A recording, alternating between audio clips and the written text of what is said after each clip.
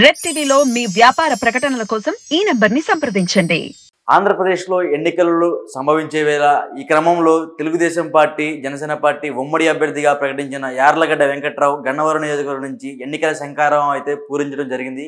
ఈ క్రమంలో కేసరపల్లికి చెందిన X AMC chairman Potluri Basavarao, గ్రామ 3వ సెగ్మెంట్ ఎంపీటీసీ సభ్యులు సొంటి కిషోర్ ఇటువంటి వారందరూ పార్టీలోకి కొత్తగా వచ్చారు. రాష్ట్ర తెలుగుదేశం పార్టీ ఆదేశాల మేరకు శంఖారావం కార్యక్రమాన్ని ఈరోజు గన్నవరం మండల టీడీపీ నాయకుల ఆధ్వర్యంలో కేసరపల్లి గ్రామంలో నిర్వహించారు. ఇంటింటికి వెళ్లి తెలుగుదేశం, జనసేన ఉమ్మడిగా ప్రకటించిన మొదటి విడత మేనిఫెస్టో కార్యపత్రాలను అందజేశారు.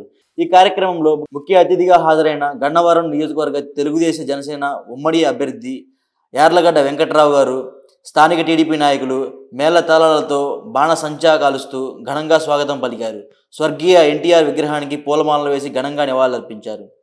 ఈ సందర్భంగా యార్లగడ్డ వెంకట్రావు మాట్లాడుతూ పారిశ్రామిక ప్రగతిలోనూ రాష్ట్ర అభివృద్ధి వేగవంతం అవుతుందని, యువతకు ఉపాధి దొరుకుతుందని అన్నారు. ఇలాంటి కీలకమైన రంగాన్ని వైసీపీ ప్రభుత్వం పెద్దలు నిర్వీర్యం చేశారని, రాష్ట్రంలో పెట్టుబడులు రాక, ఉద్యోగాలు లేక యువతతో పాటు రాష్ట్ర భవిష్యత్తు అంధకారంలోకి నెట్టారని ఆవేదన వ్యక్తం చేశారు. తెలుగుదేశం ప్రభుత్వం హయాంలో సింగిల్ విండో విధానం, ఈజ్ డూయింగ్ బిజినెస్ విధానం ఏర్పాటు చేసి దేశంలో నెంబర్ 1 స్థానంలో ఆంధ్రప్రదేశ్ నిలిచిందన్నారు.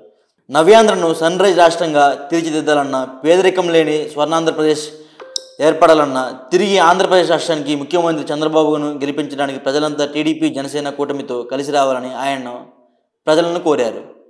ఈ కార్యక్రమంలో గన్నవరం నియోజకవర్గ జనసేన పార్టీ సమన్వయకర్త చలమలశెట్టి రమేష్ బాబు, గన్నవరం మండల టీడీపీ అధ్యక్షులు జాస్తి వెంకటేశ్వరరావు, టీడీపీ పార్టీ గ్రామ అధ్యక్షులు బాలకృష్ణ, ప్రధాన కార్యదర్శి సుబ్బారావు, జనసేన అధ్యక్షులు రామకృష్ణ, మాజీ జెడ్పీటీసీ లక్ష్మీప్రసాద్ ఇటువంటి నాయకులందరూ పాల్గొన్నారు.